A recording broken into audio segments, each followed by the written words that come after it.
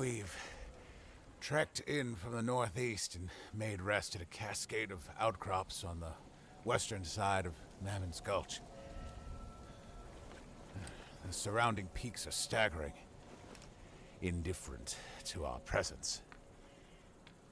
Preston is boisterous. Stands at 6'3".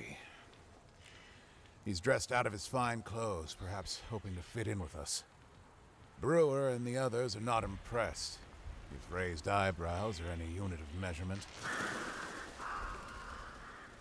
Clearly, he's a novice, but it's worth noting that Preston can be quite endearing. He favors the use of a spyglass over any gun or blade, always on the lookout for something new to expose or discover. Oh, the corruption here is in full bloom, for lack of a better term.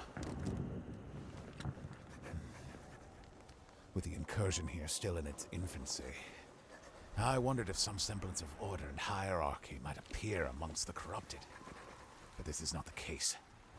They're all as disorganized and lobotomized as in the bayou. Despite their mindless, abominable presence, I feel myself being studied from beneath the trees. No. Catalogued. Catalogued is the word. Just as a blind curator navigates the dense archives of a museum and slips some small, dead thing into its perfect drawer.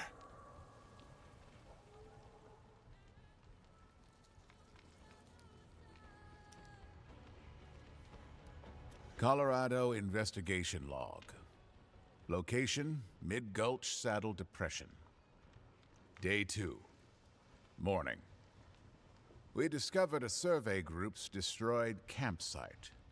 It was in total disarray and mostly incinerated. Brass equipment intact. Salvaged the following surveyor logs. Dale Gerard, PLSS Acreage Report. Day 1. Graham switched us to the solar compass. Our prismatic is being thrown off by ore deposits along the western slope. The compass is heavy and hot in the sun. It burned Graham's hand. We're 5 degrees off true north on account of the magnetism.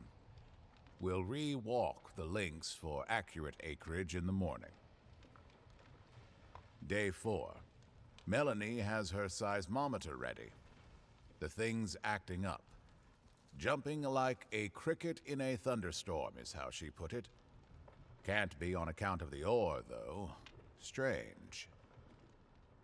Day 5. Graham's dead. He measured out the acre with 255 chain links, then vanished in a sudden flash of heat that seemed to come out of nowhere. The leftover links he'd been carrying somehow heaped and fused to his skull. We buried him. It was the only thing we could think to do. What could have done that to Graham? Poor Melanie. Just last night, when we were laughing and drinking around the campfire, she said she'd never get married, especially to Graham. So why is she sleeping all alone on that patch of scorched earth where we found his body? Melanie L.R. Seismographic readings. Reading 1 through 4, crisscross scrambles. Recalibrated, reading 4 through 9, looping circles. Recalibrated reading 10. The needle has written in cursive. Too late now. Too late now. Too late.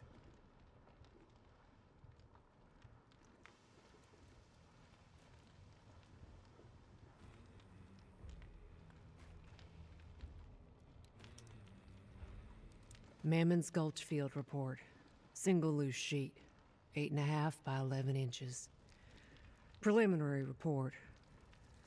Wyatt Preston adores the sound of his own drawling voice. He'd talk the ears off a barn door, but barn door gave half a shit to listen. He certainly adores his home in the peaks. He leaves gold coins on tree stumps, out of either superstition or respect. The expedition to Colorado demonstrated Mr. Preston's resources beyond all else. Fine china on the train, cigars from some country I can't pronounce proper. He had a massive leech in a gold cage as a pet. I wanted to ask how he managed that. There was a caged meathead in one of the cars. But it seemed rude somehow. The same way it's rude to ask a magician his secrets. The researcher called Harold Black joined us as well. Preston wouldn't leave until I tracked him down. I trust Harold's word, despite his indifference to justice and order. He confided to me that Mr. Preston is doggedly pursuing ways to end the corruption. There's fresh hope in all this rot, supposedly. Preston says he wants to outfit us like a proper army, cleanse this land proper. He says that when the threat passes, he'll show us the oil fields he's so proud of. It was only after we arrived at our destination that something became clear. High and mighty are the words we've swapped, pretending we dispelled the plague of New Orleans. Truth is that we just shoved it down one gutter, only for its head to pop out another. And with it has come leftover filth we failed to purge in the bayou, clinging to its heels. Demented hunters are here too. This morning, a little group of them sent up hellfire that brushed the sky. I just hope that Preston understands what he's dealing with out here. Understands how easily it could all fall to pieces. Phoebe Brewer.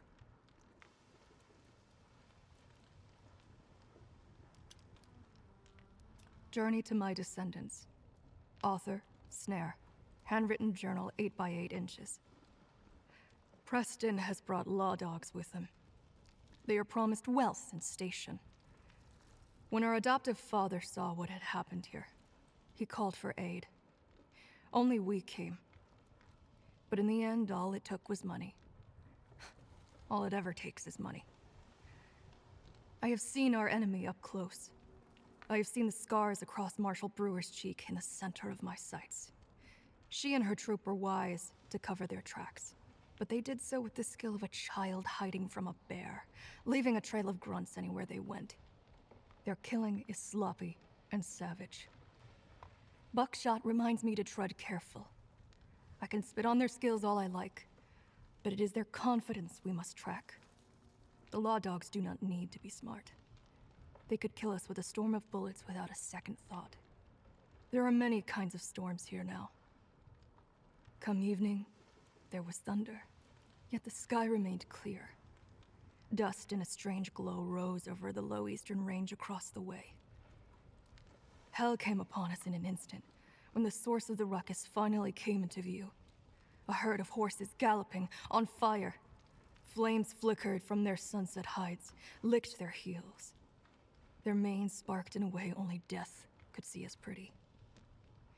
We cannot outrun this nightmarish corruption, or the things it brings with it, along with the presence of the law dogs. What option does that leave us?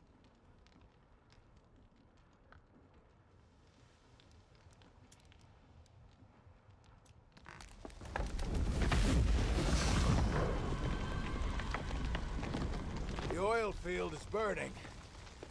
It was set ablaze just as we came upon it.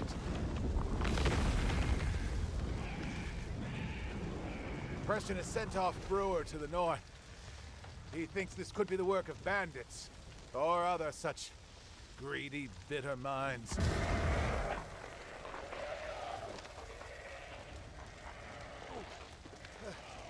A dozen immolators have swarmed the oil field. The heat is too intense to see clearly, but they are in a circle. What is that there?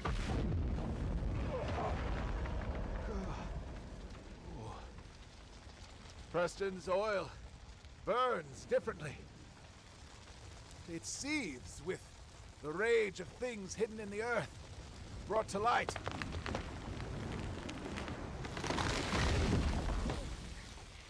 Oh, this heat. Oh, I do not think it's natural. It smells of things that should never have been touched by man. The odor contains the faintest traces of iron and ruined flesh when you stand downwind. Some shadow has taken form here. Ooh. I will abandon Preston and investigate it alone. Let Brewer look after him.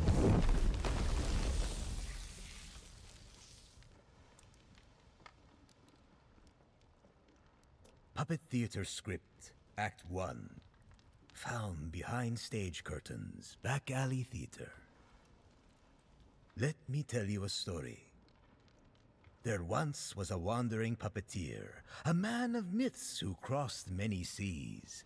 In his search for greater legends, this traveler found himself caught in a tale too peculiar and strange to not play a part in it. It all began when the traveler came across the corpses of 3 railmen and 2 strange characters getting dressed in their coal-stained clothes.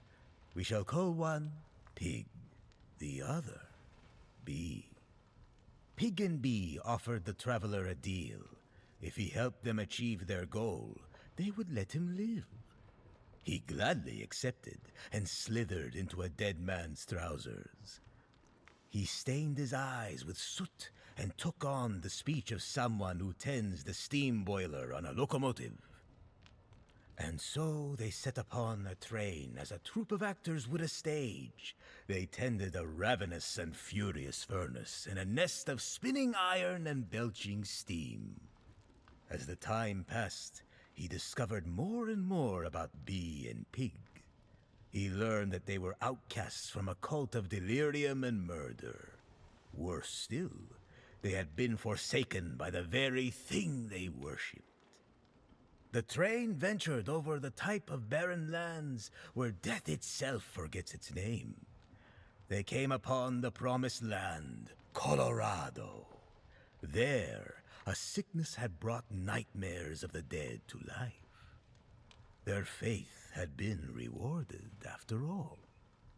They'd been given a second chance.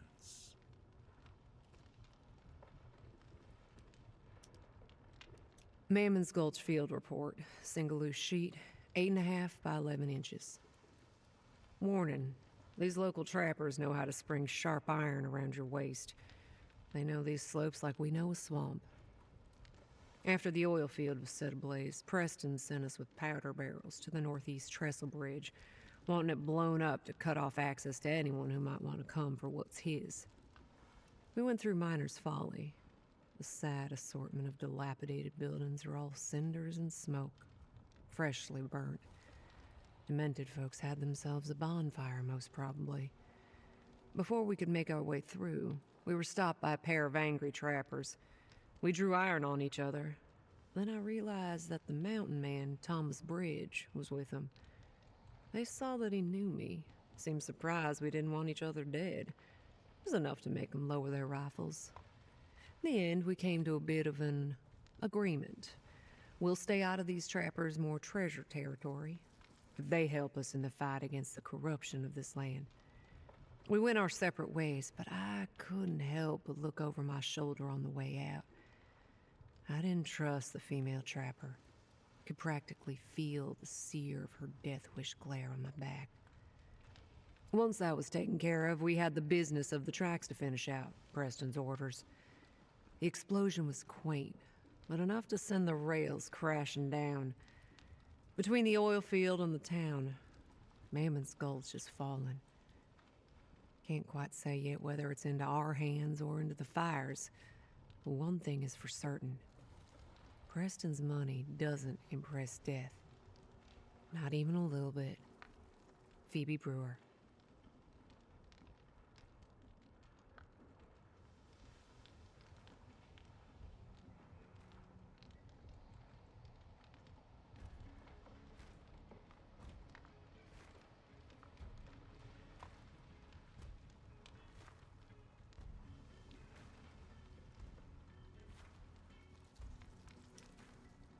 Bait locations and conservation.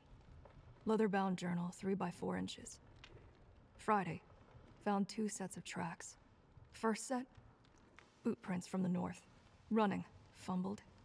Crawled over the dam into the beaver lodge. Sense of fear, piss, oil used for rock splitters. Second set, came north, veered south. Lumbering steps, still hot, burned everything they touched.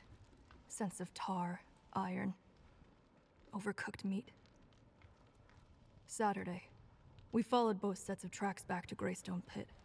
Found another hunter ripped in half. Lower half was smeared over a granite wall, then left in a kneeling position on the ground. Upper half was shoved into a ceiling crack above the rest. The smell is different. Heavy with sage. Must be the work of a different creature entirely. Found a note and payment in a pack nearby. I'm sorry to send you to the pit with so little information. Our superstitions and rituals have become too dangerous. I don't know what Boss has done. He won't talk about it. I hope these cases of ammunition are enough to fix the current predicament. The sage bundles are for burning. May they keep you safe.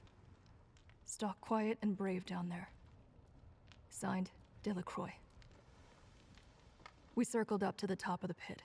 Found some hunter tending to a mountain bluebird. It was burned, sopped in oil, with just one wing left. He sketched it, then crushed its skull clean. We approached him, offered the note. Delacroix is a foundry man. He seemed half honorable, at least. We told this hunter, Harold, that we've heard screams coming from Kingfisher Foundry for ages. It's haunted. Cursed. We won't go near it. Harold sprung right for it. He's an animal hungry enough to lose a leg for a scrap of meat.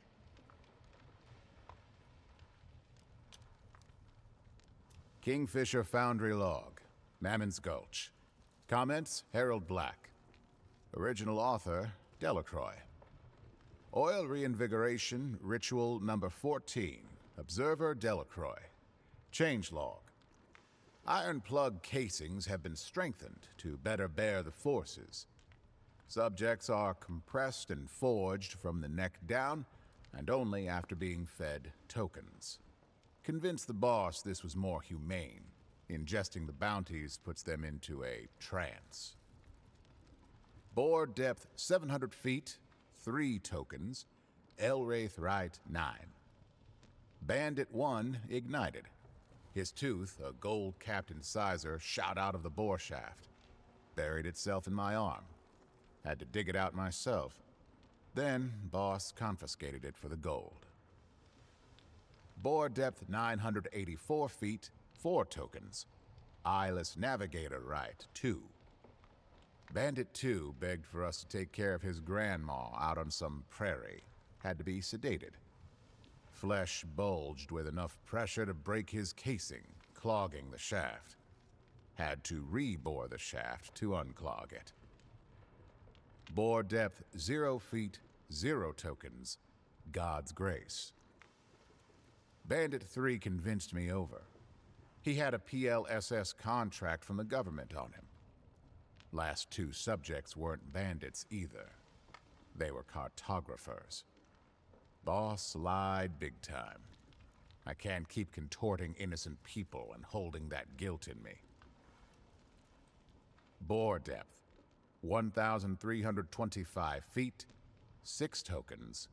Finch's Lullaby right 1.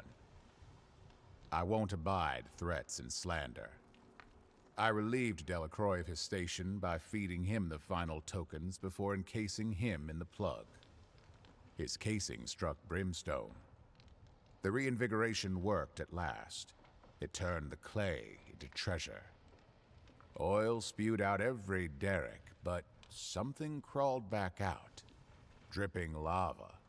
It's a miracle the oil pools didn't catch fire. Deduced methodology. I believe subjects ingested between 3 to 6 bounty tokens each. Rituals were performed. Subjects were contorted into iron plugs which were dropped down boreholes of various depths. Seems though spontaneous combustion and his physiological metamorphosis resulted. I'm unsure as to what crawled back out the bore shaft. Could it be the same thing that set fire outside the foundry and then stalked me through the tall firs?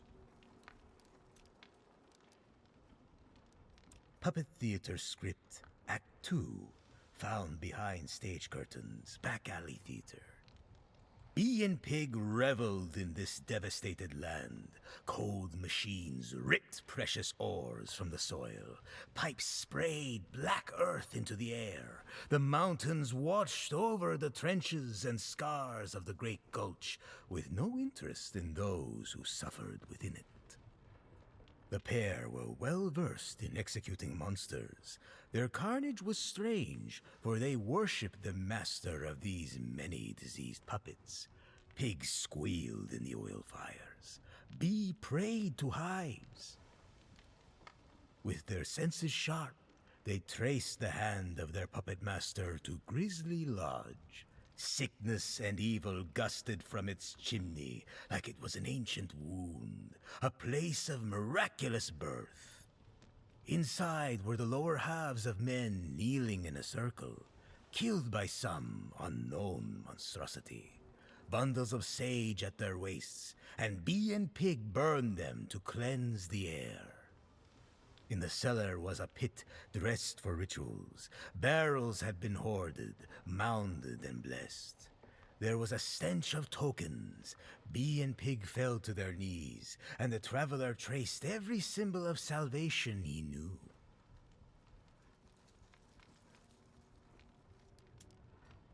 Addressed to Sheriff Hardin.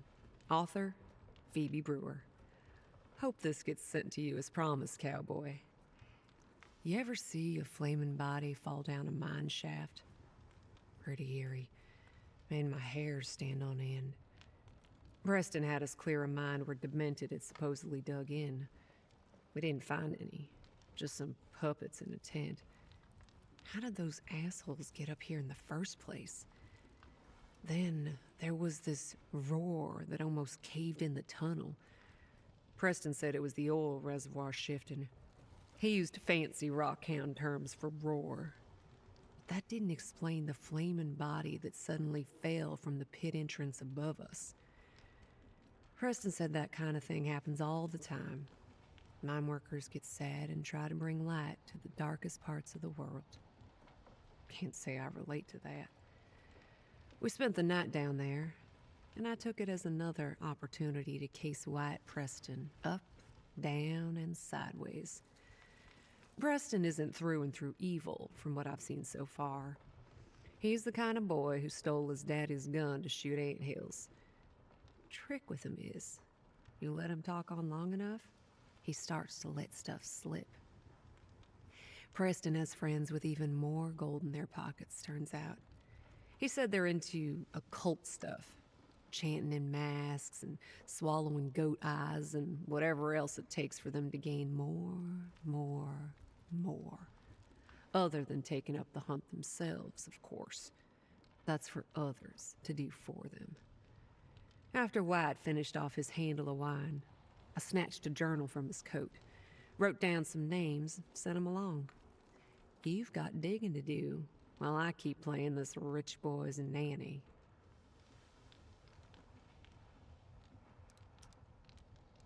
Puppet Theater Script, Act 3, found behind stage curtains, back alley theater.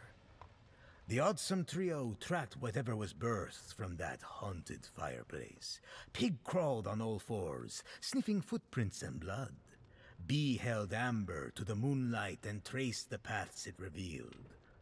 In the thick of night, they found not a creature in the woods, but rather a man of words and sketches, a researcher. Pig held a blade to the man's throat, but the traveler was intrigued by the dear word worm. An idea was born, something unexpected but exhilarating. With quick deception and wit, the traveler bound the man as he would a most precious puppet. If his idea were to come to fruition, he'd need to lie, and lie well. So he told Bee and Pig that far away, a wandering spectacle of death and whimsy was approaching. The traveler had been a member of this wandering spectacle long ago, he fibbed to his companions of the road. His voice rising, he continued to conjure fabulous deceits. This wardworm had seen the show and mocked the poor traveler's every performance, had jeered, booed, thrown bricks and cats at him. He even tore down his stages and spat upon his art.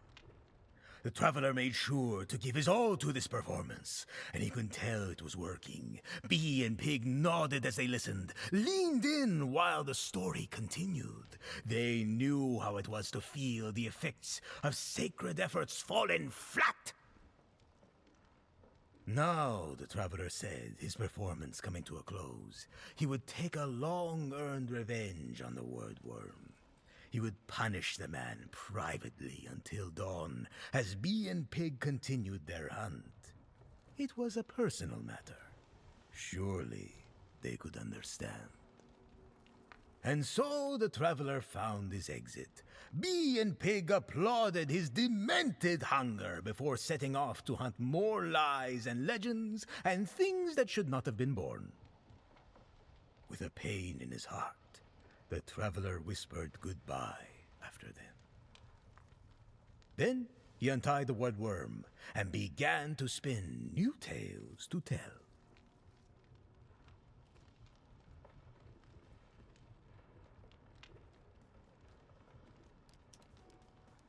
Sketchbook number 45, Colorado. Illustrations and notes. Penned by Harold Black. I sketched the strange puppet fellow who saved me from demented savagery. I owe my life to more people day by day, it seems. Hayale took a liking to my ink, and so an easy gift of it was made. As he recounted his tale, I divined the hunting lodge as the source of this incursion. The lodge's chimney is covered in hardened pustules and forms a birth canal, for lack of better terminology. Through it, the demented and their jester found the remnants of a mass storage site of bounty tokens. The trio glowed in dark sight from its contaminated energies. I cannot prove much, but if I were to venture at a cause for a corruption springing forth from this token depository, it would be ritual tampering. We were no strangers to occult experimentation in the bayou. We recognized it here. It was as brutal and barbaric as always. I was wrong about Preston. My theory: he released token energy deep underground, awoke the corruption in Mammon's Gulch. Intense heat and fire were either a catalyst or byproduct of its awakening, possibly involving what became of the Foundry Man, Delacroix. Victims include the 3 PLSS surveyors from the destroyed campsite we discovered before. As Preston seeks to pry dark secrets of the Earth, I will pry the secrets out of him. Journey to My Descendants. Author, Snare. Handwritten journal, 8 by 8 inches. We watched from afar as Harold laid a single bear trap in front of a finely carved chair. It was not hidden well, but the animal it would catch was not crafty enough to notice. Tea boiled over the fire, and he shot a flare into the dark. Preston came up the slope and took the nicest seat for himself. Iron snapped to his leg. His screams called Brewer over right away. I clung close to the shadows with buckshot as we listened. Harold wove together a tale of people stuffed with bounties and dropped into oil. He gave locations of demented rituals and summoning sites. While he was speaking, I watched Preston. He had the look of a lapdog who had wandered off into the woods. We stepped up to the campfire and sidled up to Harold. The scars in Brewer's face met the scars in mine. She would stay calm in our territory, according to our agreement. Buckshot told them that some tracks we found were filled with fire. Others led to severed bodies and witchcraft madness. Terror not seen in Louisiana was here, and it grew from Preston's properties. Brewer did not pause long. She took her gun off Harold and set it to Preston. The man did not beg for his life. That is the confidence money gives you. Preston threatened to end the bounty system. Hunters follow gold above all else, he said. Corruption could spark again in the bayou, spread from Colorado, and we would fail. He proposed a trade. Information for his life. Locations of more bounty token graveyards. Industry barons obsessed with the sculptor. New inoculations. Magics deeper than Darkseid.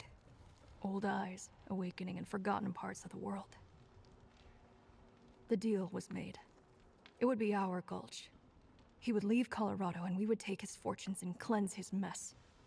We would take his gold and build with it a trap for all who might come after, telling us how to live and how we would be allowed to die.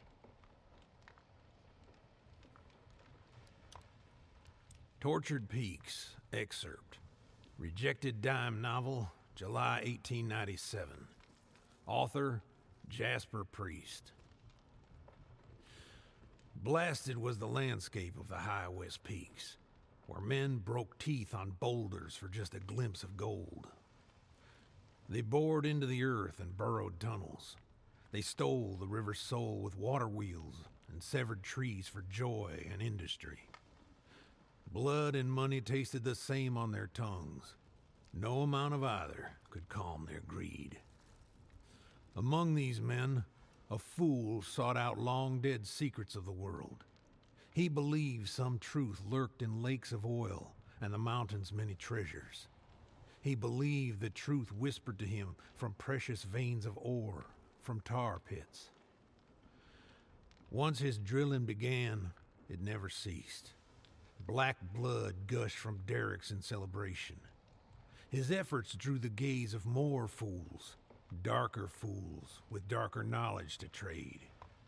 They slit the throats of goats under full moons and bayed in tongues with lungs full of incense. Then the black wells ran dry. Whispers from the boreholes faded to silence. The fools searched for cursed treasures to extract more ichor and wealth from the mountains. He bound them to screaming victims and dropped them down into places they were not meant to go. Each life fell upon a long sleeping evil beneath those far rocky ranges. That evil awakened. The dreams within it rose and found new bodies to live inside. Rib cages were split open, and skin rotted to the ground. Devils took to the river as fire learned it could spread from the hearts of men. Corruption granted the fool's wish and overtook all he owned.